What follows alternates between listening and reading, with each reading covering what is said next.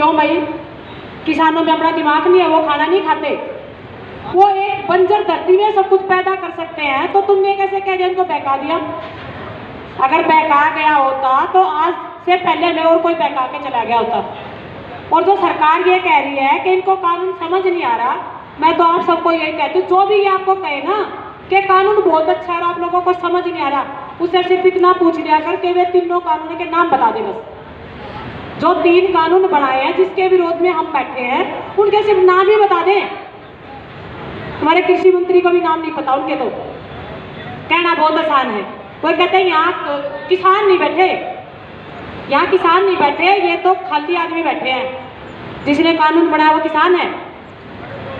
जिसने पूरे इंडिया के लिए कानून बना दिया, क्या वो खुद किसान है?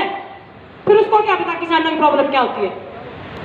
अगर किसान ही किसान का दर्द समझ सकता है तो फिर हमारे मंत्रियों का भी किसान होना चाहिए। आज तक हमें ये समझ नहीं आया, चलो हम पहले बच्चे थे, नहीं पता था कि क्या वोट होती है और क्या मंत्री होते हैं, नहीं पता था, जो घर वाले करने कर रहा था, लेकिन अब हमें समझ आता है। हमें ये समझ नहीं आ रहा कि एक नेता के घर में नेता क्यों पैदा होता है? क्यों भाई? उसमें ऐसी क्या खास बात है कि उसके बाद वही मंत्री बनेगा? क्या किसान के घर में नेता नहीं हो सकता? क्या किसान के घर में जब बच्चे पढ़ के दूसरे देश में जा सकते हैं तो क्या वो अपने देश को नहीं संभाल सकते? कोई कहते हैं कि 2% सिख है, 2%, हमें कहते हैं कि शुगर है ये 2% है। जिस दिन 50% हो जाएंगे उस दिन तुम्हारा क्या होगा? 2% जब पूरे देश को जगा सकते हैं तो हमें परसेंटेज में क्यों बांट दिया गया?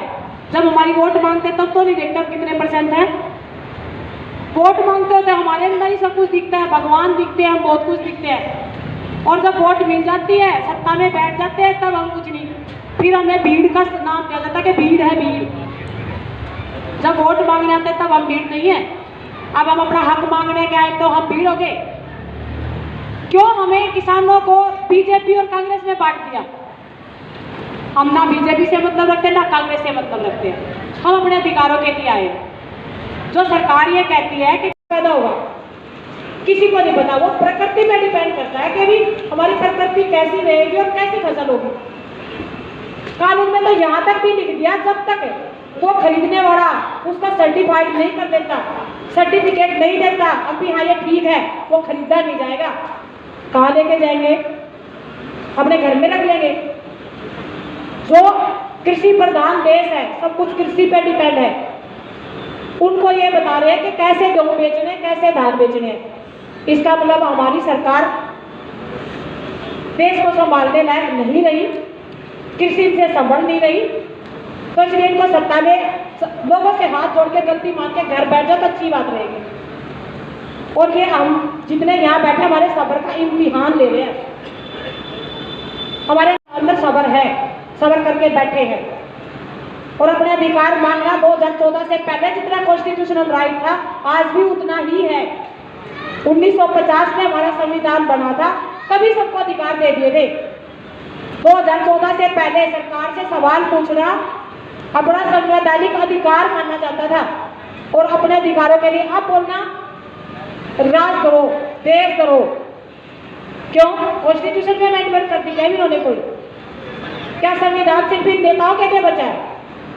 हम सिर्फ वोट डालने के लिए बचे हैं। हमारे अधिकारों के बारे में किसी ने नहीं सोचना, इसलिए हमें अपने अधिकार के बारे में खुद सोचना पड़ेगा।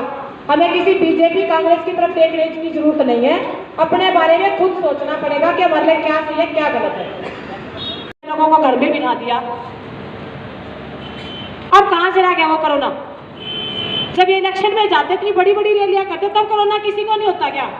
हमारे यहाँ आने से कोरोना हो गया, स्कूल खुलने से कोरोना हो जाएगा, संसद चलने से कोरोना नहीं होगा, स्कूल खुलने से कोरोना हो जाएगा। हमारी एक पीढ़ी को अनपढ़ बनाने की कोशिश करी गई है इस कोरोना के नाम पे। बच्चों को घर पे बिठा दिया गया कोरोना के नाम पे। खुद रोड पे निकलते कोरोना नहीं, बच्चे स्कूल जाएंगे कोरोना हो जाएगा। ये सिर्फ एक साजिश थी, जानबूझ के किया गया है, सिर्फ इसलिए ताकि इनको आगे भविष्य में सस्ते मजदूर मिले। हमारे बच्चों को मजदूर बनाने की कोशिश करी गई है, लेकिन ये हमारी ड्यूटी है, हमें अपने बच्चों का समय बिल्कुल बर्बाद नहीं करना, उनकी पढ़ाई पे पूरा ध्यान देना है, इनकी साजिश में नहीं आना, हमें राजनीति के चक्कर में नहीं घुसना। कि भी बीजेपी क्या कहती है, कांग्रेस क्या कहती है, मेरी लेना देना जी कुछ कहता हो, हम आगे तो हमें पीछे क्यों खींचा जा रहा है? अगर हमारे फेवर में नहीं बोल सकते, हमारे साथ नहीं बोल सकते, कोई बात नहीं, लेकिन हमारी टांग ना खींचे, हमारे खिलाफ ना बोले। अगर उनको कानून अच्छे लगते हैं तो रहो घर में, दूसरों को क्यों ज्ञान बांट रखे? कानून बहुत अच्छे हैं। और जो मंत्री वहां बैठ के कह रहे हैं कि क्या हो गया, ये तो खाली आदमी बैठे, इनको समझ नहीं आ रहा, क्या स्टेज उनके लिए नहीं है? वो यहाँ के नहीं समझा सकते। जब वो वोट लेते हैं तब हमें मना लेते हैं, तो क्या अब नहीं हमें मना सकते? नहीं बता सकते क्या सही है क्या गलत है?